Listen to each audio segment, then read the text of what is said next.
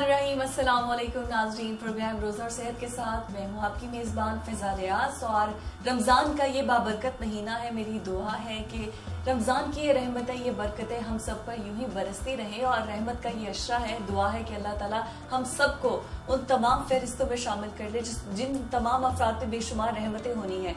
तो हम बाकायदा तौर पर प्रोग्राम का आगाज़ करते हैं। और जैसे कि प्रोग्राम का नाम है रोज़ा और सेहत, रोजे की हालत में आप अपनी सेहत का ख्याल किस तरह रख सकते हैं वो हम आपको बताएंगे। हेल्थ एक्सपर्ट हमारे साथ मौजूद होंगे। आपकी जो भी क्वेरीज होंगी, जो भी प्रॉब्लम्स होंगी, वो हम इनसे जानेंगे कि रोजे की हालत में हम कैसे अपने आप को तंदुरुस्त भी रख सकते हैं और इस बाबरकत महीने में रोजे से भरपूर फायदा भी उठा सकते हैं। तो आज की जो हमारी गेस्ट है वो है हमारी गेस्ट बहुत ही प्यारी, बहुत ही खूबसूरत, पहले भी हमारे साथ बहुत से प्रोग्राम्स कर चुकी हैं, डॉक्टर सलीमा नवीद मांझी जो कि डेंटिस्ट हैं। अस्सलाम वालेकुम, कैसी हैं आप? मैं बिल्कुल ठीक ठाक। रोज आपका कैसा जा रहा है? अल्हम्दुलिल्लाह बहुत अच्छा जा रहा है। बहुत अच्छा जा रहा है। मुझे ये बताइए कि आप तो खुद डॉक्टर हैं, तो हमारे जितने भी पेशेंट्स, सारे पेशेंट्स तो नहीं होंगे लेकिन कुछ जरूर होंगे जिनको दांतों का बहुत प्रॉब्लम आता है। रोजे से अलावा भी गम्स जो है वो स्वेल हो जाते हैं, ब्लीडिंग स्टार्ट हो जाती है। तो हमारे पास बहुत सी क्वेरीज हैं और सबका सोल्यूशन हमने आपसे जानना है। ये मुझे बताइए आपकी खुद क्या रूटीन होती है अपनी दांतों की हिफाजत को लेके, ताकि हमें पता चल सके हम कहाँ पे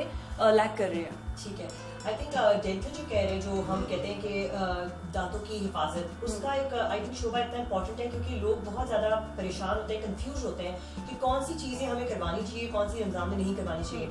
सबसे पहले तो रमज़ान से पहले हम रिकमेंडेशन यही करते हैं कि आपको कोई भी अपॉइंटमेंट्स है उनको आप कंप्लीट कर लें, फिनिश कर लें, ताकि उसके बाद उसके दौरान आपको कोई तकलीफ पेश ना आए। सबसे पहले हमारी ये इंडिकेशन होती है। किस तरह अपने रूटीन को लेकर चलना है, वो ये कि नॉर्मल डेज में आप जैसे सुबह को रात को ब्रश कर रहे होते हैं, सुबह को बिल्कुल नाश्ते के बाद और रात को सोने से पहले।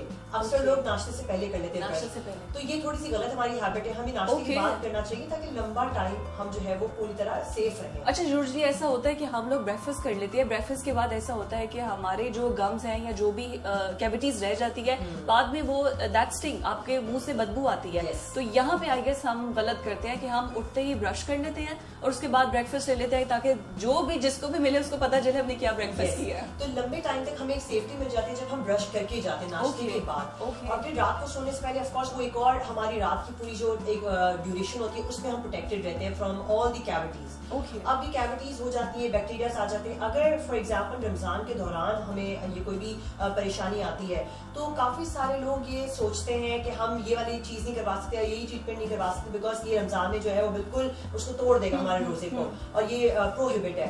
तो मैं चाहूंगी कि आज मैं स्मिथ को जो है डिबंक करूं और लोगों को बताऊं कि रमजान के अंदर ये इंपॉर्टेंट रिकमेंडेशन है। दो स्कूल ऑफ थॉट्स दोनों ये इस चीज को बिल्कुल रजामंदी के साथ बताते हैं कि वो तमाम चीजें जो अगर आप स्वॉलो नहीं कर रहे, निगल ना ले, तब तक आपका रोजा जो है मखफू नहीं होता, टूटता नहीं। तो अब जैसे स्टार्ट में करती हूँ, बहुत सारे लोग हमारे पास आते हैं पेन के साथ, तो हमें वो रूट कैनाल का करना पड़ता है। तो रूट कैनाल के दौरान अगर तो वो कोई ऐसा वाटर या कोई केमिकल या कोई इंटेक नहीं करते, तब तक वो बिल्कुल रोजा नहीं टूटता। तो ये बहुत सेफ है। इसी तरह फिलिंग की मैं बात करूंगी कि लोगों को ये नहीं पता, कोई बात भी नहीं करना चाहता इस बारे में। आई थिंक ये सबसे इंपॉर्टेंट है जो आज आपने अपने इस प्लेटफॉर्म से इस चीज को आगे बढ़ाया है। तो जी फिलिंग्स है, उसके अंदर भी बहुत सारे लोग कंफ्यूज होते हैं। मटेरियल डेफिनेटली हम पुट करते हैं लेकिन वो टेस्ट या ये स्वॉलो नहीं होता तब तक वो नहीं टूटता। एक जो मैंने सुना है कि काफी लोग ये सोचते हैं कि एक्सट्रैक्शन में खून निकल जाता है और वो तो डेफिनेटली टूट जाएगा। तो ये भी अब रिसर्च कहती है और ये स्कूल ऑफ थॉट ने कंफर्म किया है कि ये एक्सट्रैक्शन में भी आपका तब तक रोजा नहीं टूटेगा तब तक खून आपने निगल ना लिया हो या टेस्ट ना कर लिया अंदर ना कर। तो कोशिश हम ये करते हैं कि हम कब जब पेशेंट्स को एनेस्थीसिया देते हैं, सुन करते हैं, तो वो भी आपकी अलाउड है। हमने ये कंफर्म जो हमारे स्कूल ऑफ थॉट से उससे किया हुआ है और हम ये अभी भी प्रैक्टिस कर रहे हैं। अच्छा, ये उलमाए कराम से आपने पूछा है? Yes yes. हमारी प्रैक्टिस में हम पेशेंट्स को जब रेकमेंड करते हैं तो हम एडवाइस उसी वक्त करते हैं तब तक जब तक ये चीजें कंफर्म होती हैं। तो यही वाली बात है कि अगर जेल्स हम पुट करते हैं वो डेफिनेटली टेस्ट आ जाता है, तो हम जेल्स नहीं पुट करते, हम लोकल एनेस्थीसिया दे देते ताकि वो ऑफ कोर्स उस तरह से आपको सुन कर दे। जैसे काफी लोग हमें ये कहते हैं और किताबों में भी है, बहुत जगह पे जिक्र भी आया है ये कि जो हम न्यूट्रिशनल जो इंजेक्शंस लगवाते हैं जैसे मीथनबॉल के या फिर न्यूरोबियंस के या कोई भी मल्टीविटामिन्स के इंजेक्शन, तो क्या वो रोजा तोड़ेगा? यस, वो चीज क्योंकि आपके खाने की सब्स्टिट्यूट है, वो आपके खाने की तरह आपके इंजेक्ट होता है। और अभी अगर सर्च भी करेंगे तो आपको पता लगेगा, आपकी इन्फॉर्मेशन में और इजाफा होगा। आज भी आप ये सुन के जब जाएंगे, मेरी मदर ये न्यूरोबियन के इंजेक्शंस यूज करती है, मतलब रोजे की हालत में ये यूज नहीं, वो तो एक पेन किलर इंजेक्शन नहीं है।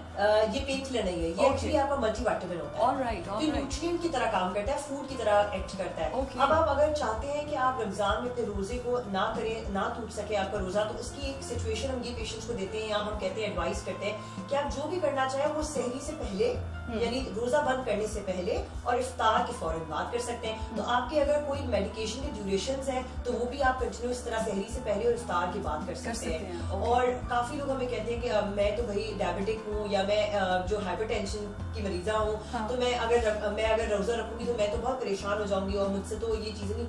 मैं आपको बताती हूँ, साइंटिफिकली इट इज प्रूवन, ये बताया गया है कि जितने भी कोलेस्ट्रॉल के पेशेंट, हार्ट के पेशेंट, बाकायदा डायबिटिक पेशेंट, हाइपरटेंशन पेशेंट्स, ये रमजान की ड्यूरेशन की वजह से ठीक होते हैं। एग्जैक्टली, फास्टिंग तो एक इटसेल्फ बहुत सी बीमारियों से हमें बचा देती है।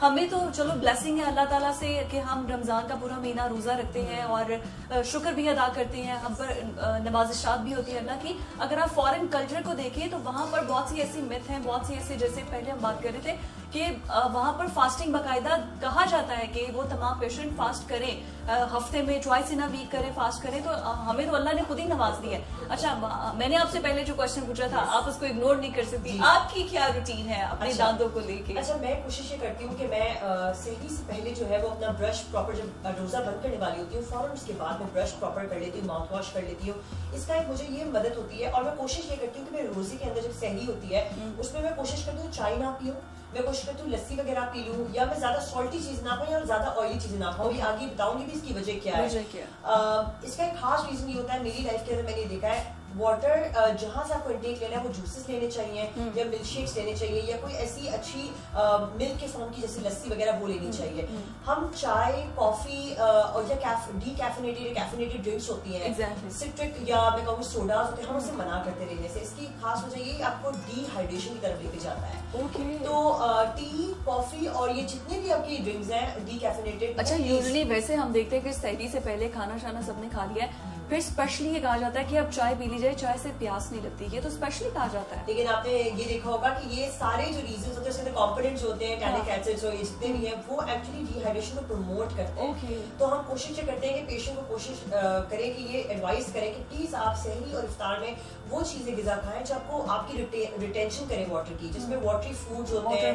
अब जिसमें वाटरी फ्रूट्स हम कहते हैं कि जी वाटरमेलन्स खाएं, क्यूकम्बर्स खाएं, टोमेटोज खाएं, सूप पिएं और जूसेस लें, फ्रेश जूसेस। यस, लोग सूप भी पीते हैं और बहुत फायदेमंद है। और ये सारे वाटर इंटेक वाली चीजें हैं। तो हम वाटर के सब्स्टिट्यूट्स कहते हैं पेशेंट को कि खाएं, या जो भी लोग घर में भी हैं, बेशक पेशेंट ना भी हो, लेकिन अपनी डाइट में उसको ऐड करें। एक फ्रेशनेस भी आती है स्किन पे, आपके दांत भी ठीक रहते हैं, उसमें आपके कोई मैं कहूँगी केरीज वगैरह भी रिटेन नहीं कर जाती। और क्योंकि मैं बता रही हूँ सोडा। अच्छा, लेट्स सपोज डॉक्टर, अगर मैंने रोजा रखा हुआ है और मेरे दांतों से गम से ब्लीडिंग स्टार्ट हो गई है, तो अभी मुझे फिर क्या, मैं अगर आपके पास नहीं भी आ सकती तो घर में मुझे ऐसे कौन से प्रिकॉशंस है जो करने चाहिए जिससे या रुक जाए या फिर कुछ देर के लिए कुछ इनहेल हो जाए, पेन कुछ कम हो जाए? ये बहुत अच्छा सवाल किया आपने। मेरा नेक्स्ट ये डिस्कशन करने का था रीजन। इस सबसे पहले लोग हमसे पूछते हैं कि बेड ब्रीदिंग, क्योंकि ऑफ कोर्स ब्रीदिंग होती है और गम्स की हेल्थ बुरी होती है तो बेड ब्रीदिंग होती है। उन पेशेंट्स को और ब्रीदिंग पेशेंट्स को भी हम कहते हैं कि अगर आप रोजे की हालत में और आप अपना रोजा नहीं तोड़ना चाहते कोई भी वजह से, तो आप अपने मुंह के अंदर पानी की कुलियां कर सकते हैं, निगलना नहीं है, कुलियां कर सकते हैं आप। अच्छा, काफी लोग हमें कहते हैं मैं ब्रश करूंगा तो मेरा रोजा टूट जाएगा। तो हम उनसे कहते हैं कि आप नॉन अल्कोहलिक या आप टेस्ट ना करें या अंदर निगल ना आए तो वो अलाउड है। आप एक पूरी किताब है इस पे जिसमें कौन सी चीजें मकरूह है, कौन सी नहीं है, वो सब कुछ इसमें मेंशन्ड है। अगर आप वो वाले टूथपेस्ट यूज करते हैं जो बहुत ज्यादा हाई केमिकल्स वाले ना हो, नंबर 2 ये कि बहुत अल्कोहलिक बेस्ड ना हो, तो आप उसको यूज कर सकते हैं। कंडीशन एक अच्छा टूथब्रश सिलेक्ट करना ये भी बहुत बड़ी बात होती है। और अच्छा, यूजुअली मेरी क्या रूटीन होती है कि मैं ऑफ एंड ऑन, जैसे जब भी आई गो टू द वॉशरूम तो मैं पानी की कुल्ली करके ब्रश पकड़ के उसको वैसे ही कर लेती हूँ विदाउट एनी पेस्ट। उससे भी ये होता है कि कोई भी कैविटी कुछ भी हो वो निकल जाता है। आपको पेस्ट नहीं है तो आपकी जबान पे कुछ लगेगा भी नहीं, और जो बैड ब्रेथ है उससे भी थोड़ा रिलीफ मिल जाता है आपको। हमारे पास तो मिसवाक की एक पूरी वो है, मिसवाक लोग इसको भूल चुके हैं। मैं आपको बताती हूँ, मिसवाक के अंदर एक नेचुरल जो है वो कंपोनेंट है, एंटी कैलकुलस होता है और एंटी प्लाग होता है, जो बदबू पैदा करते हैं ना हमारे मुंह के अंदर, जो पत्थर बन जाते हैं अंदर, जिसे हम प्लाग कैलकुलस कहते हैं, तो वो बदबू पैदा पैदा करने वाले जितने भी अखराज होते हैं वो सबको खत्म करता है। तो मिसवाक भी आप कर सकते हैं रोजे की हालत में, तो मिसवाक हम बहुत रिकमेंड करते हैं, हम वजू से पहले बहुत रिकमेंड करते हैं, हाईली रिकमेंडेड है। और हम कहते हैं कि अगर लोग सिर्फ वो नहीं करना चाहते तो साथ साथ उसको एडजस्ट अपने ब्रशिंग कर सकते हैं। वो ये दोनों हैबिट्स को साथ लेके भी चल सकते हैं, इसमें कोई इशू नहीं है। लेकिन ये कंडीशनल जो चीजें हैं वो मैंने बताई, माउथ वॉशेस के भी हवाले से काफी लोग डरे होते हैं कि नहीं, वो बड़े कंफ्यूज होते हैं कि अगर माउथ वॉश भी यूज कर लेंगे तो टेस्ट हो जाएगा। स्वॉलो और पेस्ट आपने नहीं करना, दैट्स द गोल। अगर आपने वो कर लिया तो डेफिनेटली वो टूट सकता है। तो अगर आपको ऐसा लगता है कि आप नहीं उसको कंट्रोल कर सकते तो बेटर है कि आप ना करें, और पानी से उसको क्लीन कर सकते हैं बेड ब्रीदिंग को। लेकिन बेड ब्रीदिंग मैंने जैसे बात की, सहरी पे अपनी हेल्थ को पूरी तरह आप रखें। खाने की आपकी सिलेक्शन बहुत इंपॉर्टेंट होनी चाहिए, जिसमें आपके लेस सॉल्टी फूड्स होने चाहिए, नमक वाले ज्यादा फूड नहीं होने चाहिए। नंबर 2 आपके जितने भी फ्राइड आइटम्स वो कम होने चाहिए। तीसरी चीज शुगरी आइटम्स ही होने चाहिए। ये 3 चीजें अगर आप मीठी चीजें या नमकीन चीजें या मैं कहूँगी जो पकी हुई जितनी तली हुई चीजें होती हैं वो वाली चीजें अगर आप कम कर देंगे ना तो आहिस्ता आहिस्ता आपको रोजा भी नहीं लगेगा। लोग कहते हैं ना रोजा लग रहा है, वो बेड सिलेक्शन ऑफ फूड होती है एक्चुअली, वो हम वहाँ मार खा जाते हैं। तो वो इंपॉर्टेंट चीज है। और दूसरी बात फिर आपकी ओरल हेल्थ को आपने इसका मेंटेन करना है। ओके, और जैसे आप बात कर रही थी कि अगर लेट्स सपोज के अब क्योंकि समटाइम ऐसा होता है कि आपके जिस भी दांत में दर्द हो रही होती है, राइट साइड या लेफ्ट साइड, वो आगे से आपकी आंख, उसके कान, वो नीचे गले तक जाती है। मेरे साथ तो ये इशू होता है कि कोई किसी भी गम में या किसी भी टीथ में अगर पेन हो रही है तो वो फैलती है वो पेन। तो उसको कैसे रोक सकते हैं? जैसे मैंने आपसे पहले बोला कि घर में क्या ऐसी चीजें हैं जिनको कोई होता है ना टोट के कि भाई आप ऐसे कर लें या आइस रख लें, स्वेलिंग अगर हो रही है तो वो कम हो जाएगी, कुछ इस तरह से। हम क्लॉव ऑयल का बताते हैं, ये एक हर्बल चीज है। क्लॉव होती है, लौंग होता है, हम कहते हैं उसको जैतून के तेल में पकाएं। ये एक नेचुरल है, मैं आपको बता रही हूँ, जैसे मेडिकेशन से बेशुमार है आपके पास। लौंग को जैतून के तेल में आपने पकाना है। ओके। जब तक वो बिल्कुल अपना रंग काला नहीं कर देता और उसकी खुशबू पूरे रूम में नहीं फैल जाती, किचन में नहीं फैल जाती, तब तक आपको उसको पकाना है। और उसका जो वो तेल है उसको एक छोटे कॉटन बड या कॉटन के अंदर रख के उसको बाइट कर लेना है। ओके, इट्स एक्चुअली प्रूवन, और ये मैंने खुद अपने घर में किया है। जितना भी सीवियर पेन होगा आपको उससे चला जाएगा। अच्छा, ये इतना अच्छा है, ये मैं आपको बता रही हूँ पहले से निकला। आपको पता है ये जितने भी आप ये टूथपेस्ट यूज करते हैं इसके अंदर क्या है, क्लॉव का कंपोनेंट है। और इट इज वेरी इंपॉर्टेंट। ये क्यों इतना ज्यादा मेंथोल और क्लोव ऐड करते हैं? ये एक्चुअली एनेस्थेटिकली इफेक्ट करता है आपको और आपको बहुत तकलीफ से बचाता है। तो ये घर का टोटका है। दूसरी चीज, नीम गर्म पानी में थोड़ा सा नमक डाल के हम कहते हैं उसकी कुलिया करें। वो एंटी गशिंग करता है आपकी, एक्चुअली वो जितने बैक्टीरिया से गशिंग एक्ट करता है। तो जहाँ जो चीजें आपके दांतों के दरमियान भी फंसी हुई होंगी ना, खाने वगैरह जो भी, उसको गश आउट करेगा। तो ये दूसरी चीज है। और टूथब्रश का प्लीज आप कंप्लीट कर लें। टूथब्रश बिल्कुल इंपॉर्टेंट है। 3 तरीके के टूथब्रशेस होते हैं हमारे पास, सॉफ्ट होता है, मीडियम और हार्ड होता है। हम बिल्कुल इनिशियली कहते हैं पेशेंट को कि वो सॉफ्ट पर रहे।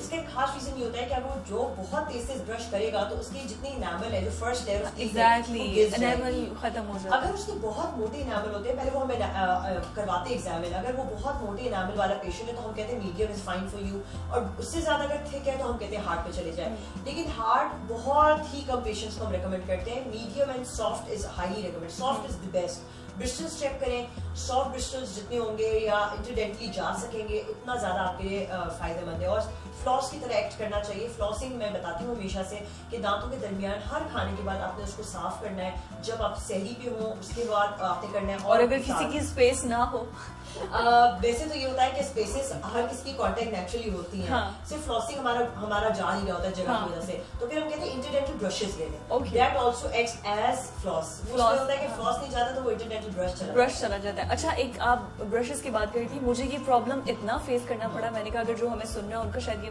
मसला ठीक हो जाए। मेरे दांत हैं बहुत छोटे। अब वो जो टूथब्रश का साइज होता है, वो जो आगे ब्रश होता है, वो इतना चौड़ा होता था। और जब मैं उसको ब्रश करती थी तो मेरे गम्स पे वो रब करता था, तो मेरे गम्स से ब्लीडिंग स्टार्ट हो जाती थी।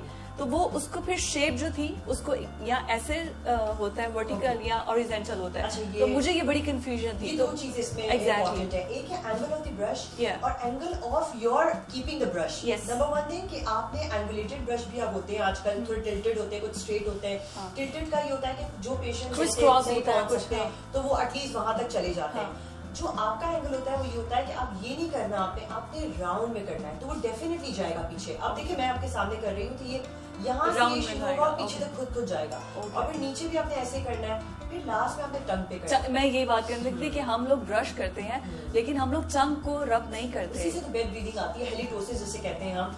बेड ब्रीदिंग टंग पे ना ब्रश करने से आती है। Okay. तो अगर आप बिल्कुल छोटी एज से बच्चों को भी बताएंगे तो वो आगे जाकर उस हैबिट में बिल्कुल कंफर्म हो जाएंगे, उनको पता होगा कि मुझे टंग पे भी ब्रश करना है। सबसे लास्ट में हम इसीलिए कहते हैं पहले ऊपर करवाते हैं हम ब्रश, फिर नीचे करवाते हैं ताकि ऊपर से जितने हैं वो नीचे गिर जाए और फिर नीचे साफ हो जाए, और फिर टंग पे जो रह गए उसको करते हैं। Okay. ये एक क्राइटेरिया होता है of brushing the teeth properly.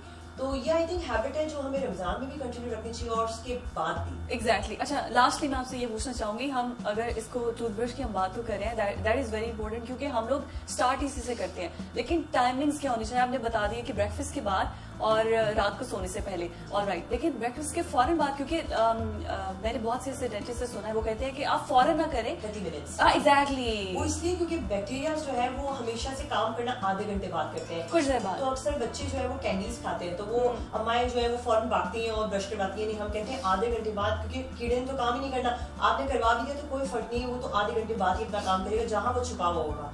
तो 30 minutes is the ideal time. आप अगर उस वक्त करवाना चाहते हैं तो बच्चों को कुलिया करवा दें। हम कहते हैं फौरी कुलिया करवा दें और फिर उसके बाद आधे घंटे बाद ब्रश करवा दें, तो उससे ये होगा कि वो जो बैक्टीरिया भी वहाँ कहीं छुपा हुआ होगा तो वो उस वक्त खत्म हो जाएगा। तो I think this is very important thing जो हमें बड़ों के लिए भी बहुत जो जानने की जरूरत है।